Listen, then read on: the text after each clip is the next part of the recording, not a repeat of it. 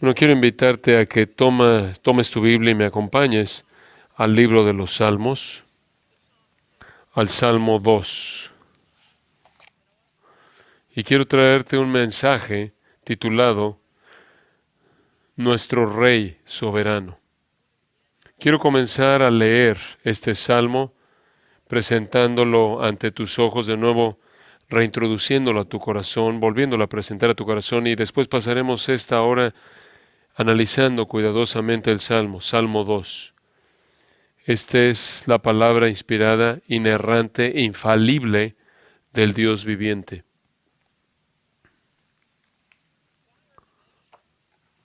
¿Por qué se amotinan las gentes? ¿Y los pueblos piensan cosas vanas? Se levantarán los reyes de la tierra, y príncipes consultarán unidos contra Jehová y contra su ungido, diciendo: rompamos sus ligaduras y echemos de nosotros sus cuerdas. El que mora en los cielos se reirá. El Señor se burlará de ellos. Luego hablará a ellos en su furor y los turbará con su ira. Pero yo he puesto mi rey sobre Sión, mi santo monte. Yo publicaré el decreto.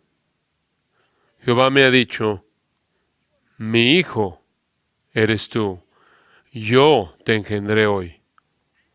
Pídeme, y te daré por herencia las naciones, y como posesión tuya los confines de la tierra. Los quebrantarás con vara de hierro, como vasija de alfarero los desmenuzarás. Ahora pues, oh reyes, sed prudentes, admitid amonestación, jueces de la tierra. Servid a Jehová con temor, y alegraos con temblor. Honrad al Hijo,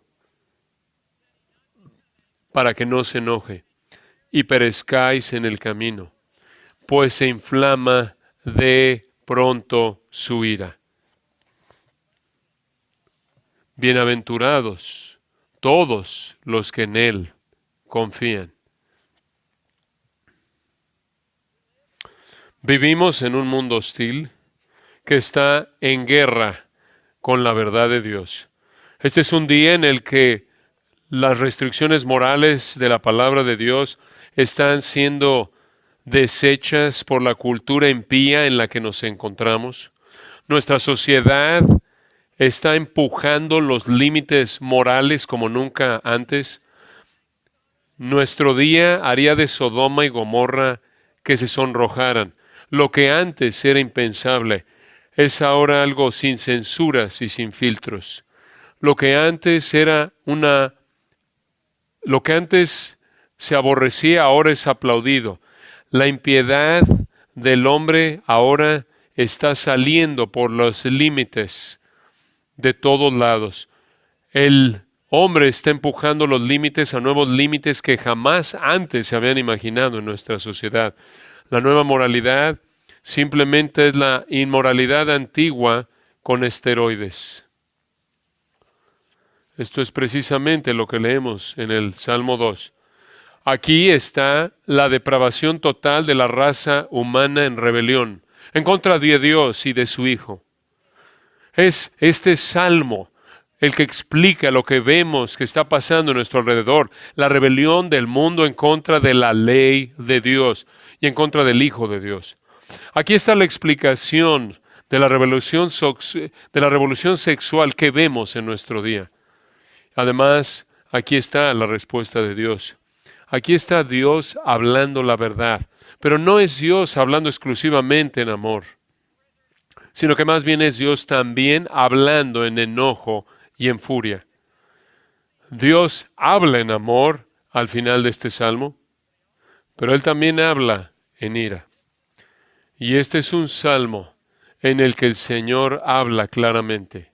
Hay varias cosas que quiero que entienda a manera de introducción acerca del Salmo 2, antes de comenzar a exponer lo que está aquí. En primer lugar, quiero que observes la ubicación. Es el segundo salmo. No fue el segundo salmo escrito. El primer salmo que fue escrito es el Salmo 90, fue escrito por Moisés, unos 1400 años antes de la venida de Cristo. Y el último salmo escrito es el Salmo 126, unos 1000 años después. Hay un marco de 1000 años, un milenio, que separa al primer salmo del último salmo. Y conforme los que compilaron el Salterio ordenaron el orden de los salmos, como ustedes saben, fueron hechos en 5 proyectos diferentes. 5 proyectos separados. El Salmo 2 es colocado aquí de manera intencional, después del Salmo, ¿no? Porque es tan importante, porque su mensaje debe ser escuchado. Está cargado, por así decirlo, y debe estar al principio del Salterio, para que toda persona que entra a la casa del Señor escuche este Salmo. En segundo lugar, quiero que notes su relación, porque forma una unidad con el Salmo 1. El Salmo 1 y el Salmo 2 están hombro a hombro como dos porteros, conforme uno entra en el libro de los Salmos. Notarás como el Salmo 1, versículo 1 comienza, bienaventurado el varón. Notarás como el Salmo 2 concluye la línea final del versículo 12, bienaventurados todos los que en él confían.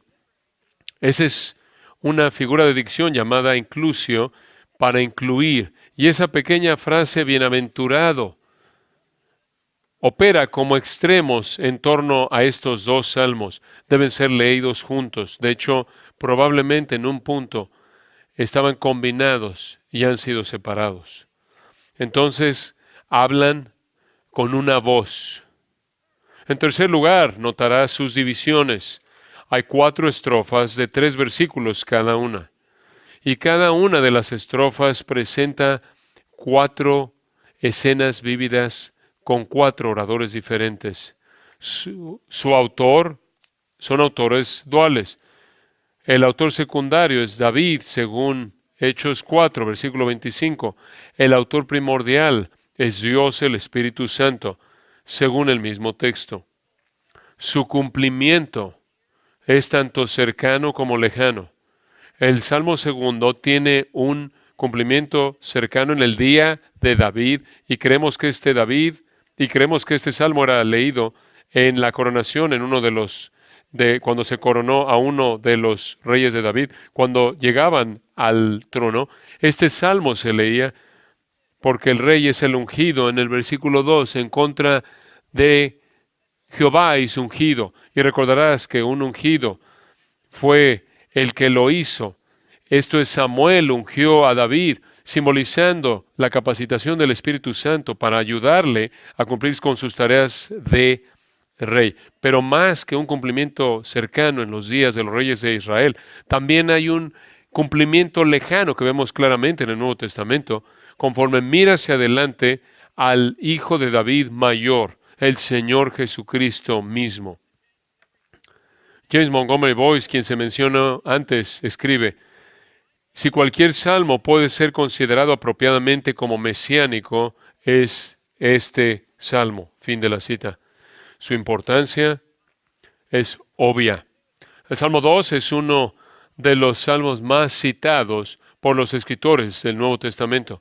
Hechos 4, Hechos 13, Hebreos 1, Hebreos 5, Apocalipsis 19 y muchas otras referencias, especialmente en el libro de Apocalipsis, son extraídas del pozo del Salmo 2.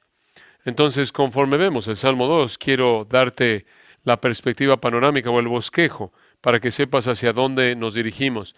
Los primeros 3 versículos presentan la insurrección del mundo, la anarquía del mundo en su rebelión contra Dios. Y después, en los versículos 4 al 6, veremos la indignación del Señor, conforme el Señor mismo responde a la insurrección del mundo.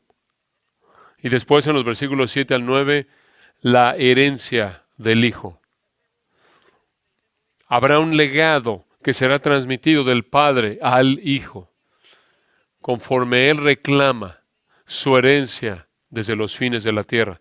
Y después finalmente, los versículos 10 al 12, la invitación del salmista, conforme el ofrecimiento gratuito del Evangelio es extendido y se invitan a los pecadores a venir al Hijo y besar al Hijo y adorar al Hijo. Comencemos entonces en el versículo 1. Y quiero que notes en primer lugar la insurrección de las naciones, conforme este salmo comienza. Conforme el narrador describe aquí a la raza humana en rebelión abierta en contra de Dios y su ungido, observa el versículo 1. ¿Por qué las gentes se amotinan? ¿Por qué la locura en la tierra? ¿Por qué la turbulencia en este mundo? Esta realmente no es una pregunta, sino que más bien es una afirmación de asombro y sorpresa ante la traición cósmica que está abriéndose, que se está lanzando en contra de Dios, en contra del gobierno moral de Dios. Noten que son gentes, es plural, no es una, son todas las naciones. Es una conspiración global en contra de Dios para levantarse contra Dios. Y cuando Él dice amotinan, ¿por qué las gentes se amotinan? Las gentes aquí son las naciones, son presentadas aquí como olas enojadas del mar, con todo su caos, con su turbulencia.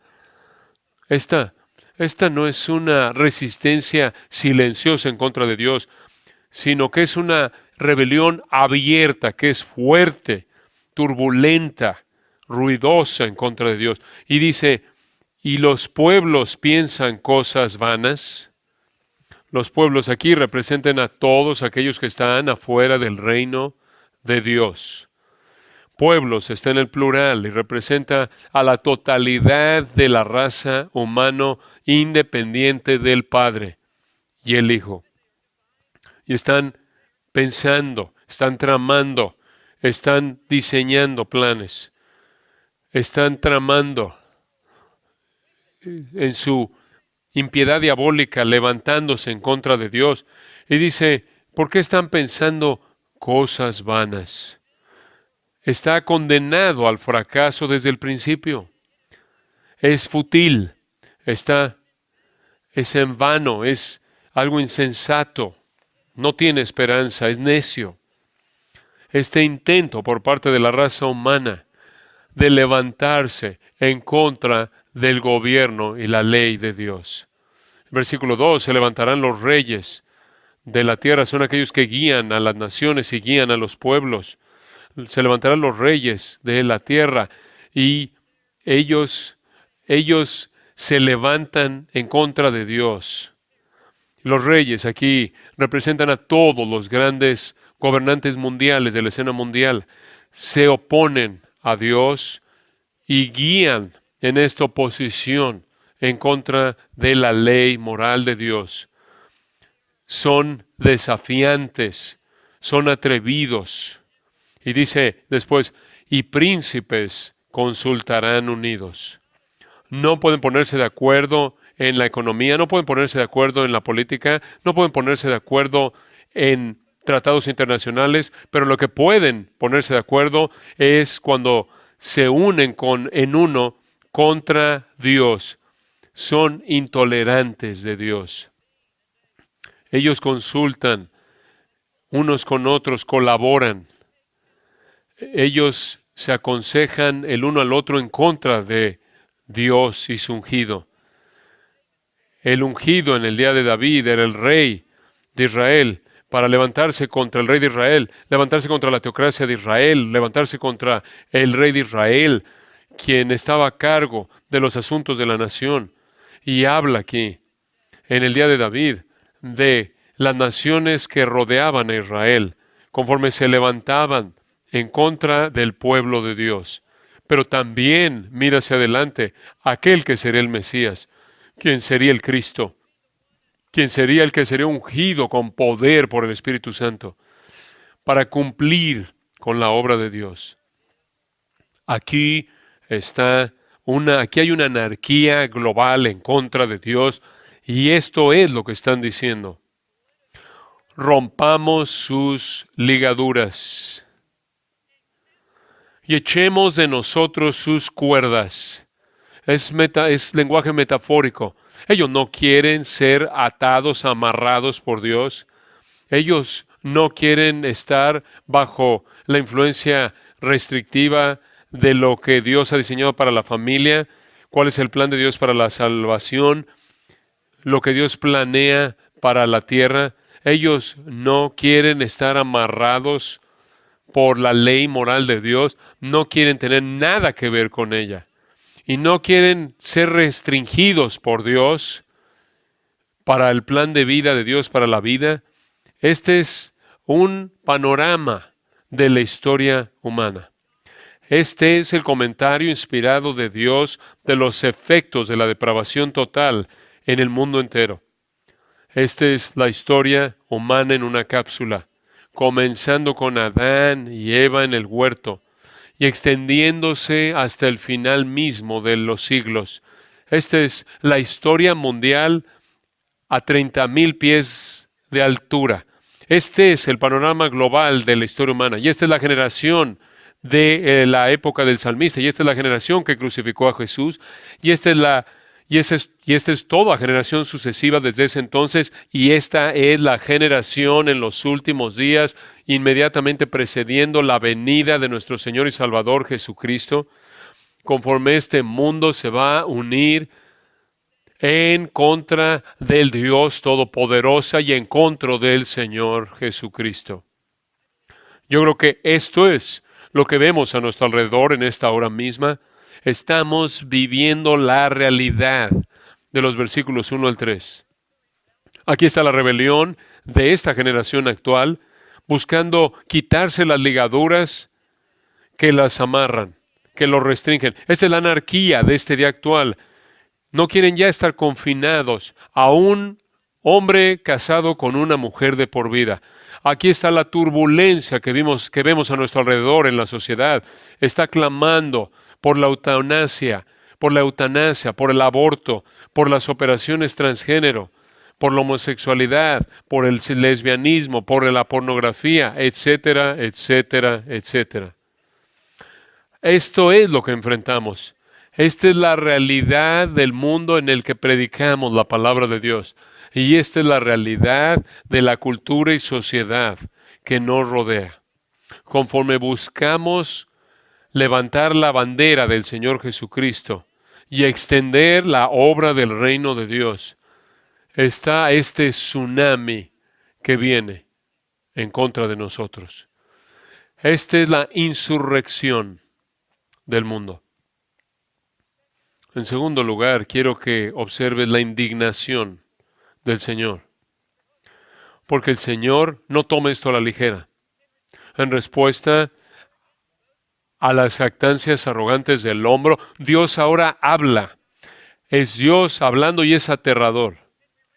Y leemos en el versículo 4, Él, refiriéndose a Dios Padre, el que mora en los cielos se reirá.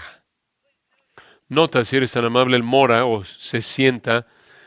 El mundo está de pie contra el Señor y el Señor está sentado sobre su trono en el cielo. El trono no está vacío, Dios está en sesión, conforme está presidiendo los asuntos del mundo. Esto es lo que Juan vio al final del primer siglo, cuando en la isla de Patmos, él estaba en el Espíritu en el día del Señor. Y en Apocalipsis 4, versículo 1, se abrió una puerta en el cielo, y él fue llevado ahí al cielo, e inmediatamente lo que cautivó su atención no fue quién está y quién no está ahí. No eran las puertas de perla y las calles de oro. Lo que Dios vio inmediatamente fue un trono de pie en el cielo, un trono que estaba fijo, nada se había movido ahí. Estaba ahí en el punto más elevado del orden creado. Eso es lo que el salmista aquí está describiendo. El que mora, presidiendo en sesión sobre los asuntos del mundo. Aunque se ve, mientras que se ve aquí en el mundo como si fuera un caos total, en el cielo, Dios está sentado. Y leemos que el que mora en los cielos se reirá.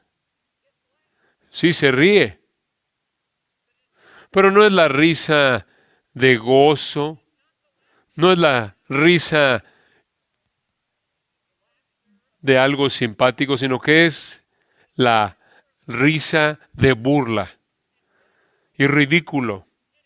Es la risa de menosprecio ante la incoherencia total del hombre al atreverse a levantarse en contra de Dios y tratar de derrocar, de quitarse sus ligaduras y sus cuerdas. Cuán insensato es el hombre conforme Dios mira desde el cielo. No solo vemos en Génesis capítulo 11, es casi como si Dios tiene que cerrar los ojos para ver al pequeño hombre frágil. ¿Qué? ¿Tú te vas a levantar en contra de mí? ¿Todos ustedes se van a levantar en contra de mí? El que mora en los cielos se reirá.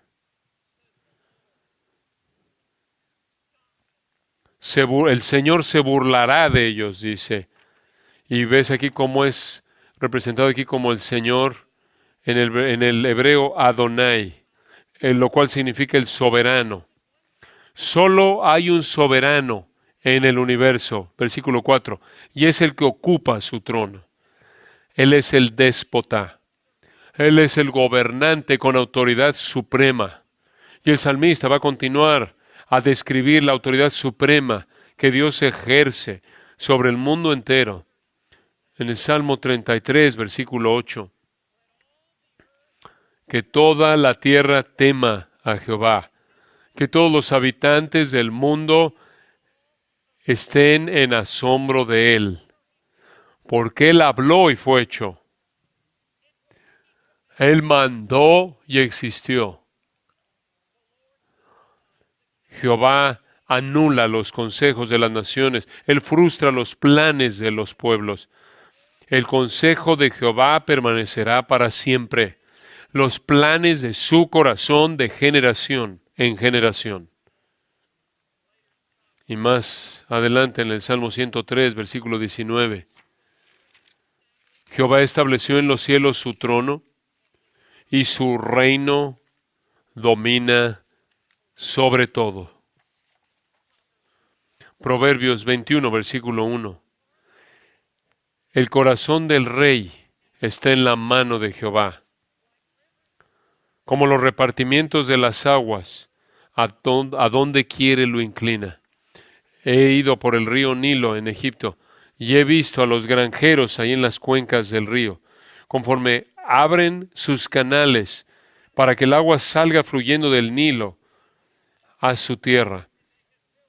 Y han construido una serie de canales y han posicionado diferentes canales a lo largo del camino y pueden cerrar con y pueden controlar esto y puede controlar el granjero de esta manera el flujo del agua como él quiere y puede regar un campo aquí o esta parte allá al colocar un bloque aquí, otro bloque allá o redirige el agua. Ese es el retrato en Proverbios 21:1. Aquí de nuevo, el corazón del rey está en la mano del Señor. Escúchalo de nuevo. Como los repartimientos de las aguas, el corazón del rey está en la mano de Jehová, donde quiere lo inclina. Pregúntale a Faraón, pregúntale a Ciro, pregúntale a los gobernantes del día de la crucifixión de nuestro Señor y Salvador Jesucristo. El Señor se burla de ellos. Él menosprecia sus esfuerzos insignificantes liliputenses de derrocar su omnipotencia y su soberanía suprema. Él se burla Se burla de ellos, los menosprecia. En Isaías capítulo 40, versículo 15, leemos, He aquí que las naciones les son como la gota de agua que cae del cubo, y como menudo polvo en las balanzas les son estimadas. Polvo es una subcategoría del polvo. Es menos que polvo.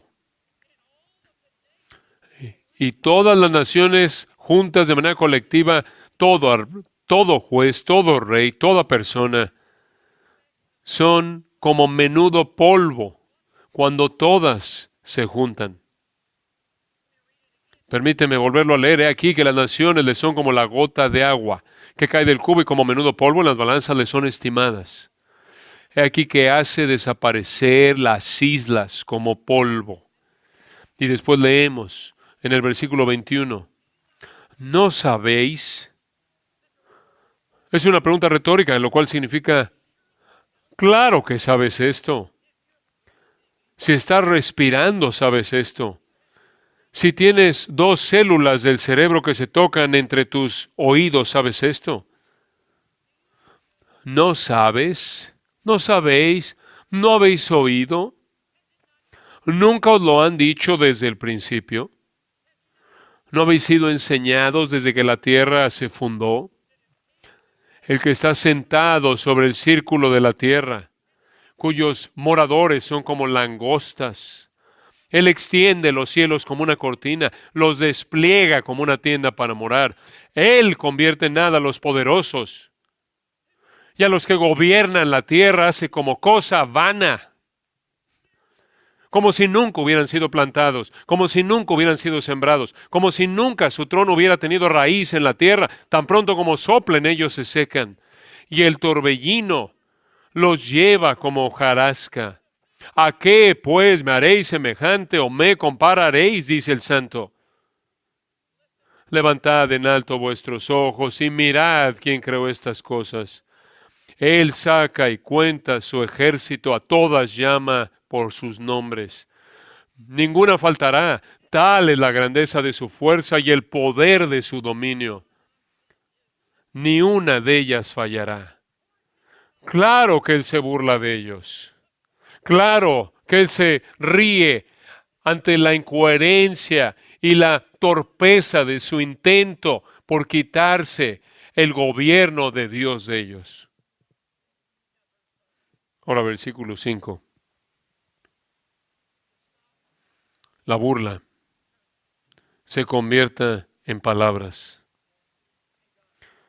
Y ahora Dios habla. Se acabó la risa. La sobriedad habla. Luego hablará a ellos en su furor. Esta palabra furor conlleva la idea de que sale humo es como sale ruido de la nariz, debido a que hay un enojo fuerte, debido a que hay un enojo fuerte contenido, así. Es como una pasión semejante a la guerra. Está enojada conforme salen los soldados a la guerra, con venganza enojada y están respirando fuerte. Esto está hablando de la indignación justa de Dios, que está por ser desatada en contra de aquellos que se levantan contra Él. Y Él procede a decir en el versículo 5, y los turbará con su ira. Los va a turbar con su ira. Esta palabra ira viene de una palabra de raíz que significa estar encendido. Es la furia encendida del Señor. Es la indignación ardiente de Dios.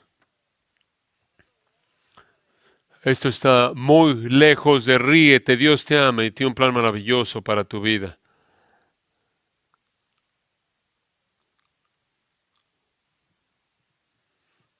El salmista, regresando al Salmo 2, el salmista va a rastrear esto, y en muchas maneras el Salmo 2 no es más que no es más que un adelanto del resto del Salterio.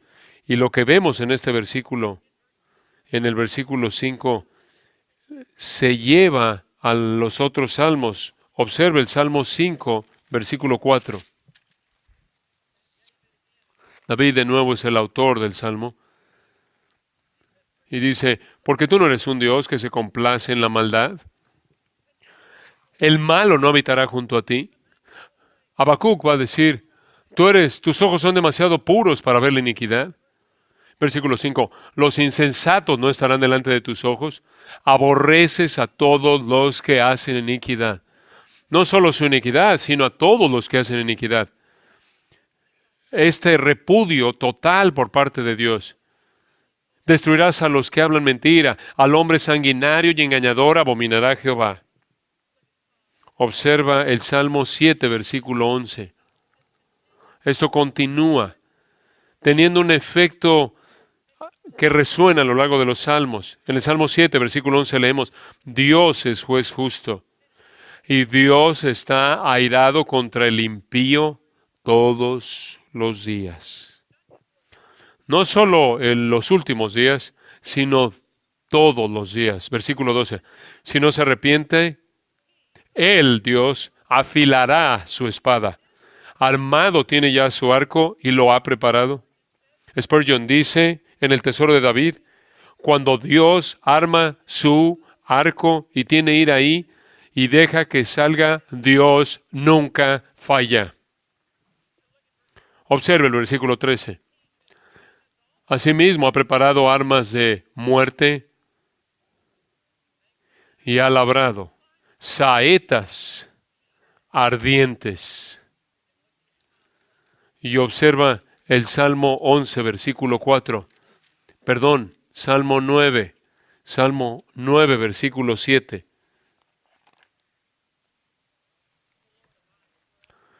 Pero Jehová permanecerá para siempre, ha dispuesto su trono para juicio. Él juzgará al mundo con justicia y a los pueblos con rectitud. Observe el versículo 15. Se hundieron las naciones en el hoyo que hicieron, en la red que escondieron fue tomado su pie. Jehová se ha hecho conocer en el juicio que ejecutó. En la obra de sus manos fue enlazado el malo. Los malos serán trasladados al Seol, todas las gentes que se olvidan de Dios. Y después en el versículo 19, levántate, oh Jehová, no se fortalezca el hombre, sean juzgadas las naciones delante de ti, pon, oh Jehová, temor en ellos, conozcan las naciones que no son sin hombres. Y después el Salmo 11, versículo 4.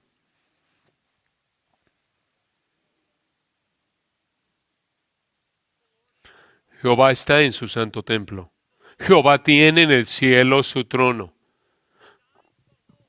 Sus ojos ven, sus párpados examinan a los hijos de los hombres.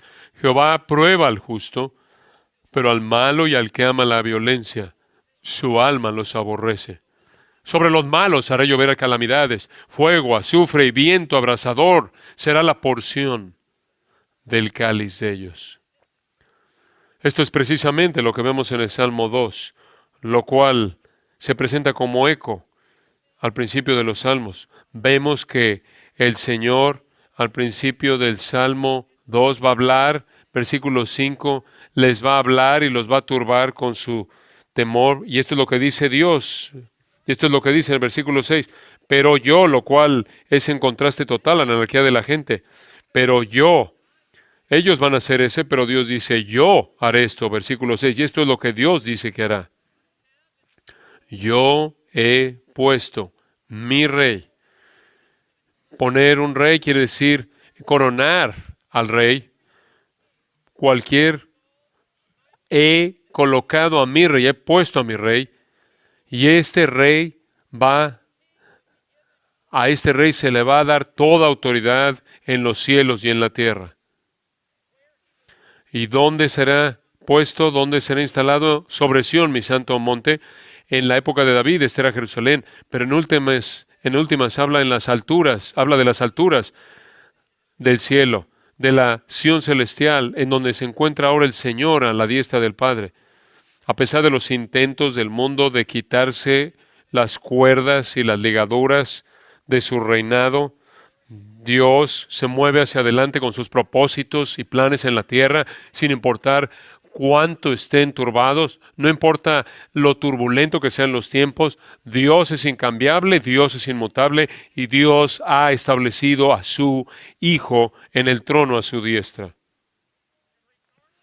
Independientemente de lo que la gente pueda conspirar contra él, los propósitos de Dios eternos se mueven hacia adelante sin ser alterados, sin ser cambiados. El hombre propone y Dios determina. Este mundo no se dirige como una democracia, sino como una teocracia. No se dirige por un voto de mayoría, sino por el gobierno de uno.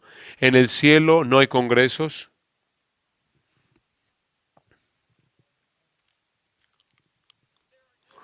No hay debates, no hay elecciones primarias, no hay votos delegados, no hay convenciones de delegados, simplemente está Dios y solo Dios. Y Dios gobernando y reinando en los cielos. Y ese es el mensaje que se presenta aquí, brillando desde las nubes y brillando sobre este mundo desde el cielo, que Dios ha puesto su trono en los cielos y soberanía gobierna sobre todos. Qué confianza debe ser esto para ti y para mí, conforme ministramos en estos días desesperados, que Dios tiene todo bajo control. Y Él inclusive va a hacer que la impiedad de los hombres lo alabe. Ahora quiero que notes, en tercer lugar, comenzando en el versículo 7, la herencia del Hijo. El orador ahora cambia. Ahora no es Dios el Padre quien habla, sino que es Dios Hijo quien habla. Y en el versículo 7 leemos, yo publicaré el decreto de Jehová. Y el que habla aquí es el ungido, quien es el vicerregente con Dios. Y esto se refiere de manera inmediata al rey davídico, pero en últimas al rey, al hijo mayor de David, al Señor Jesucristo. Habla de una conversación intertrinitaria entre el Padre y el Hijo. Desde antes que el tiempo comenzara, cuando solo existía el Padre, el Hijo y el Espíritu, y no había nadie podía oír más que lo que el Hijo oía, lo que el Padre decía. Y ahora el Hijo, ante el salmista, nos dice lo que el Padre le dijo cuando solo él lo podía oír. Yo publicaré el decreto de Jehová. Yo se refiere al Hijo. Jehová se refiere al Padre. El Hijo escoge hablar de lo que el Padre le dijo. Me ha dicho, el Hijo ha dicho el Padre, mi Hijo eres tú. Yo te engendré hoy. Esto no significa que hubo un momento en el que el Hijo llegó a existir. Esto no significa que hubo un tiempo en el que el Padre creó al Hijo. El Hijo es coeterno y coigual con Dios Padre. Él se salió de la eternidad pasada conforme entró al tiempo. Hoy se refiere en el versículo 7. Hoy es una referencia específica al día de la resurrección del Señor Jesucristo. En Hechos 13, versículo 33, Pablo lo presenta de manera clara cuando presenta en la iglesia de Galacia y dice, Dios ha cumplido esta promesa a nuestros padres, en que Él resucitó a Jesús. Ahora preguntaremos, ¿cuándo es que Dios hizo esta promesa? ¿Que Él resucitaría a su Hijo? Y Pablo da la respuesta y dice, y cito, como está escrito en el Salmo 2, mi Hijo eres tú, yo te engendré hoy. Fin de la cita. Usando el retrato de este salmo, la tierra es presentada como el vientre de una mujer embarazada, fértil y productiva. Y en el día de la resurrección, la tierra da a luz a su primogénito en la resurrección de Jesucristo. Jesús salió de la tumba como si fuera un vientre. Es en este sentido que Dios ha engendrado a su Hijo en su resurrección al engendrarlo a vida nueva.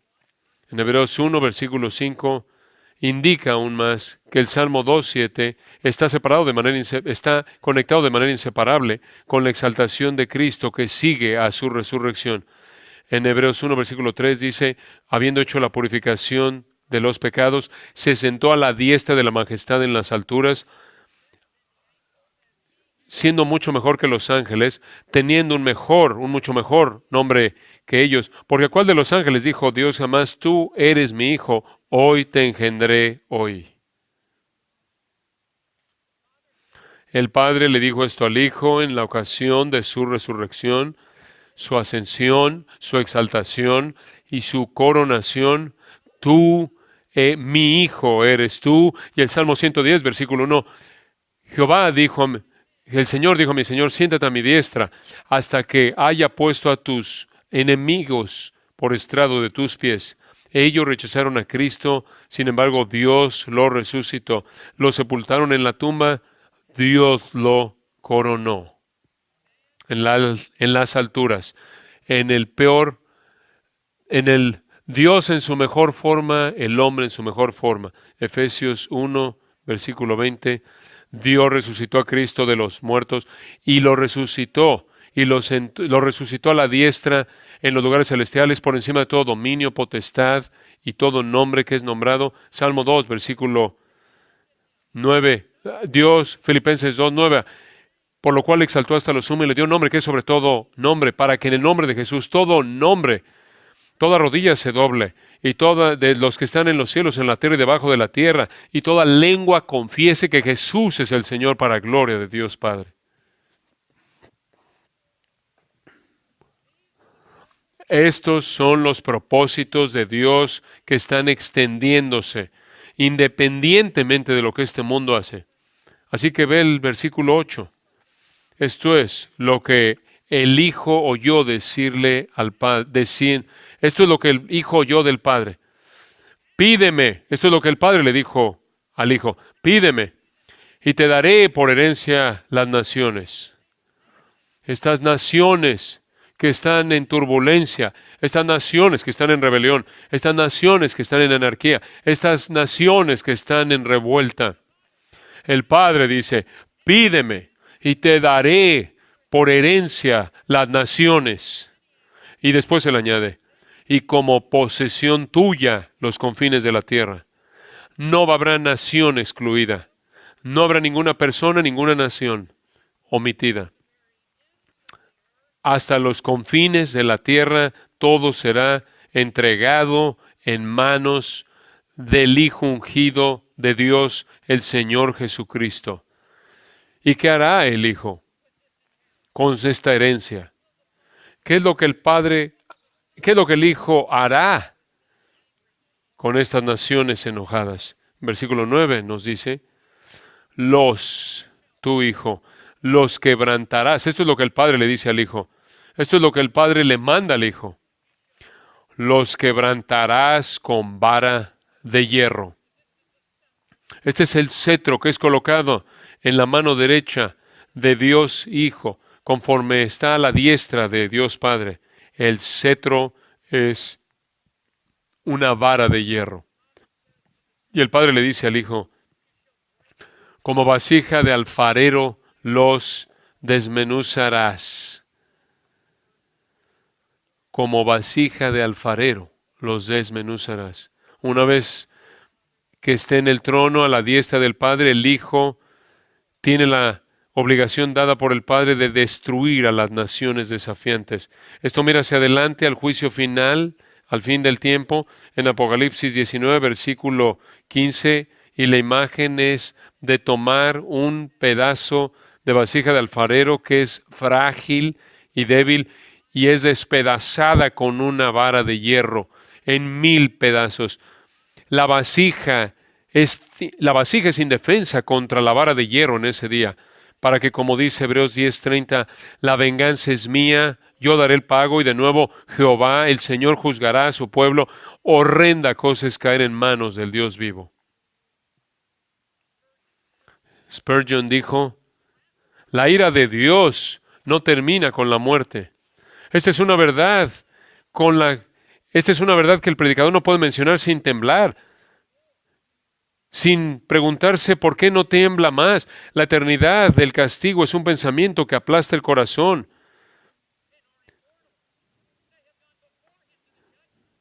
Sus pecados. Tú has sepultado al hombre, pero no has sepultado sus pecados. Sus pecados viven y son inmortales. Han ido delante de él, en juicio, van a seguirlo para dar testimonio de la maldad de su corazón y la rebelión de su vida. El Señor Dios es tardo para la ira, pero cuando una vez Él es provocado a hacerlo, Él, conforme lo hará, Él será contra aquellos que finalmente rechacen a su Hijo y desatará su omnipotencia para aplastar a sus enemigos. Fin de la cita.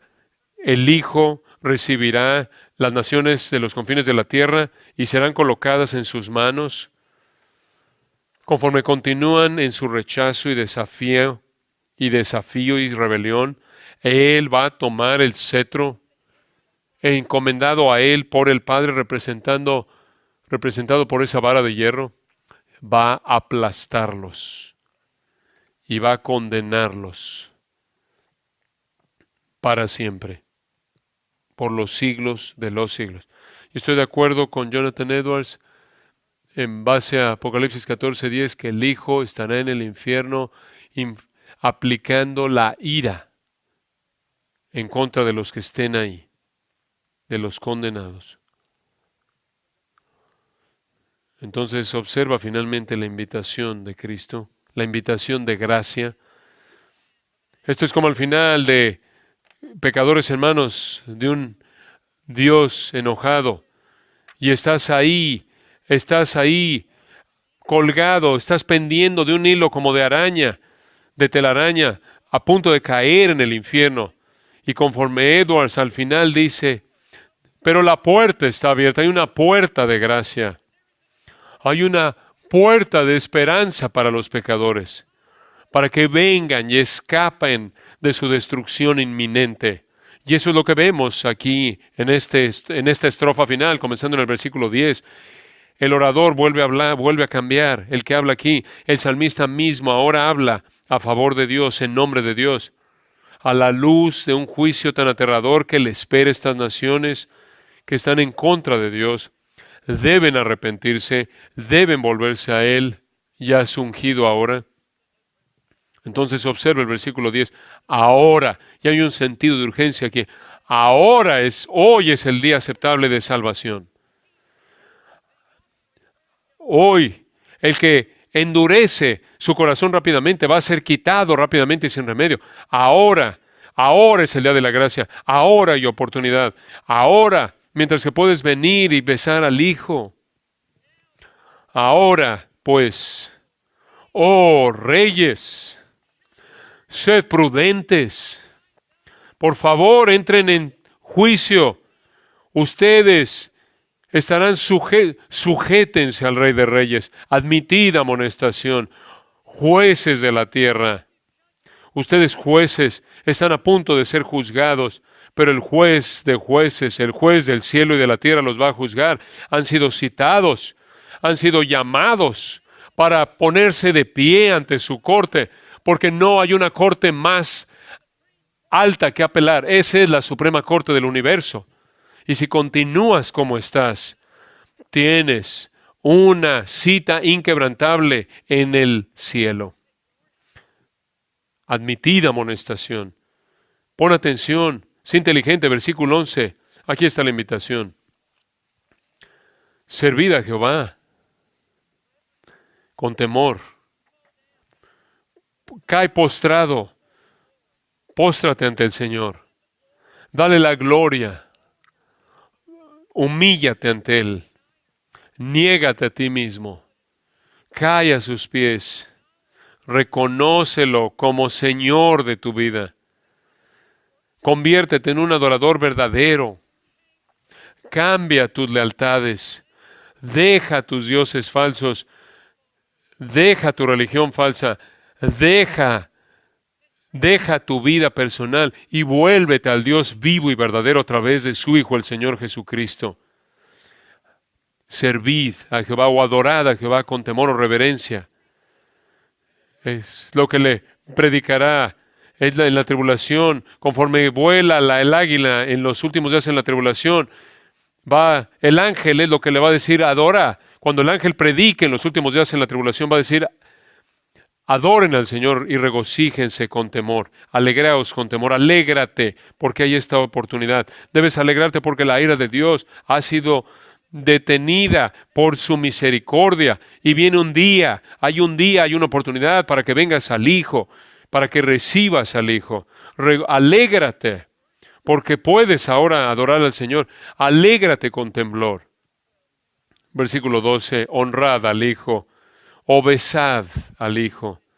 Y la idea ahí es que los reyes conquistados se postraban conforme eran traídos a la ciudad del rey que los había conquistado, y eran traídos al palacio, y eran traídos ante el trono.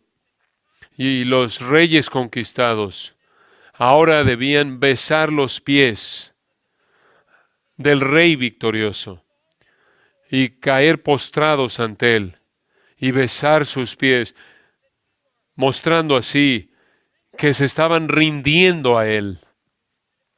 Eso es lo que él está diciendo aquí en el versículo 12. Honrad o besad al Hijo. Besa sus pies con las marcas de los clavos. Observa a dónde ha sido exaltado a la diestra de Dios y arrójate a su misericordia. Y aquí está la razón. Para que esto nos presente una cláusula de propósito. Para que no se enoje.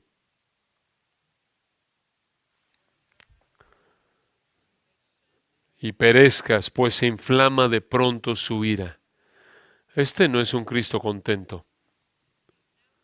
Él ahora está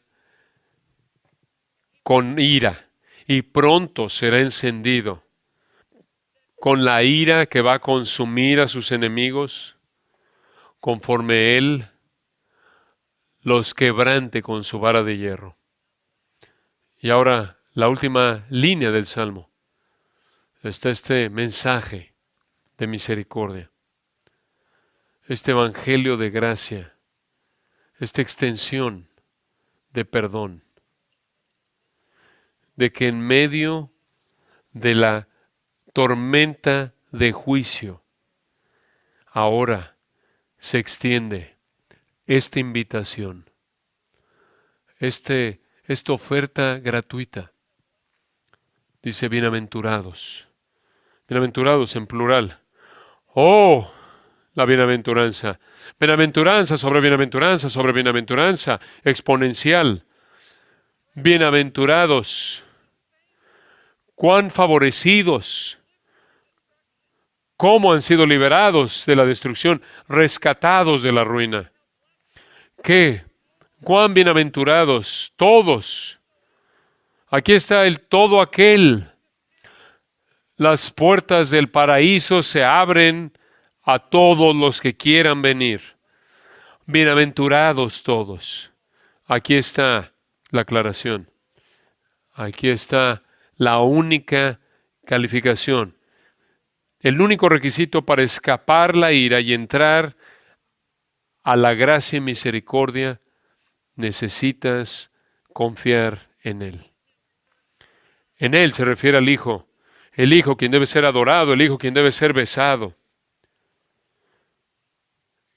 Aquellos que buscan refugio, que confían, que ejercen fe, que se arrepientan, que se vuelven de las obras impías de uno y los esfuerzos personales de levantarse contra Dios y ahora vienen a Él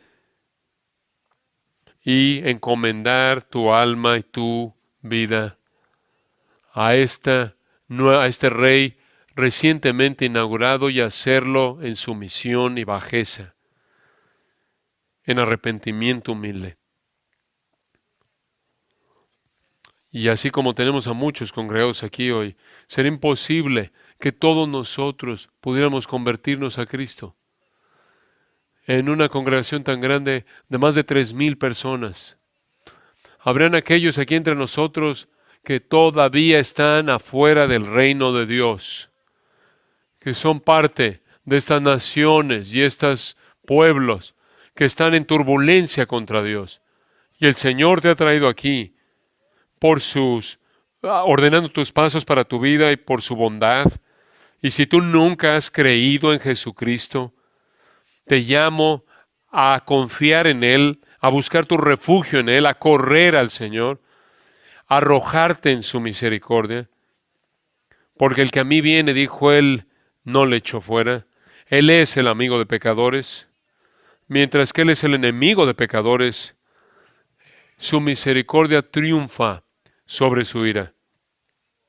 Y si vienes al Señor Jesucristo, si crees en Él, si buscas refugio en Él, si te acoges a Él, si te arrepientes de tus pecados, si te niegas a ti mismo, encontrarás gracia y perdón y misericordia de este Rey, quien ha sido designado por el Padre y está coronado a su diestra. Él dice, todo el que invocar el nombre del Señor será salvo. Si nunca has creído en Cristo, invoca al Señor, busca al Señor mientras que puede ser hallado, clama a Él mientras que esté cercano, y Él te recibirá. Si vienes, conforme Él te pide que llamas, como Él dijo, venid a mí todos los que estáis trabajados y cargados, y yo os daré descanso. Tomad mi yugo sobre vosotros y aprended de mí, que soy manso y humilde de corazón, y hallaréis descanso para vuestras almas. Porque mi yugo es fácil y ligera es y ligera mi carga. Él dijo, si alguno tiene sed, venga, y de su interior fluirán ríos de agua viva. Simplemente ven a Cristo. Él dice, entrad por la puerta estrecha, porque ancha es la puerta y espacioso el camino que lleva a la perdición, y muchos son los que entran por ella. Pero estrecha es la puerta y angosto el camino que lleva a la vida, y pocos son los que la hallan. Este salmo está colocado de manera deliberada al principio del libro de los Salmos. Salmo 1, solo hay dos caminos en la vida, el camino de los justos y el camino de los impíos. Y el Salmo 2 inmediatamente sigue al Salmo 1 diciendo, si vas en el camino de los impíos, si vas por el camino de los impíos, recibe amonestación y confía en el Señor, busca tu refugio en Él, para que no se enoje, pues se inflama de pronto su ira. Este es el evangelio que predicamos, este es el evangelio que debemos predicar. Debemos predicar como David predica en el Salmo. Debemos instar, rogar, debemos amonestar, debemos invitar, debemos ofrecer, debemos persuadir que aquellos que están entre las naciones y aquellos que están entre los pueblos que están en rebelión contra Dios, se vuelvan de sus malos caminos y se vuelvan al Señor y encuentren refugio en Él. Que invirtamos toda energía que le podemos dar al Señor para ser parte de este esfuerzo por alcanzar a almas que están pereciendo. Oremos.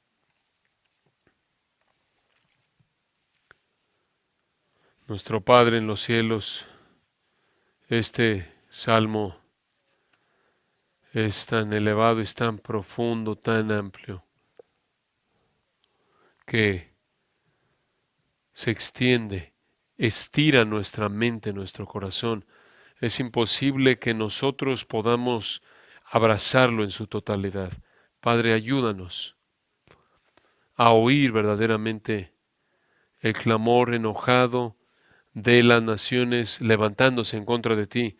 Ayúdanos a tener confianza en tus propósitos soberanos a lo largo de la historia, de que has designado a tu ungido, al Señor Jesucristo, para gobernar y reinar para siempre.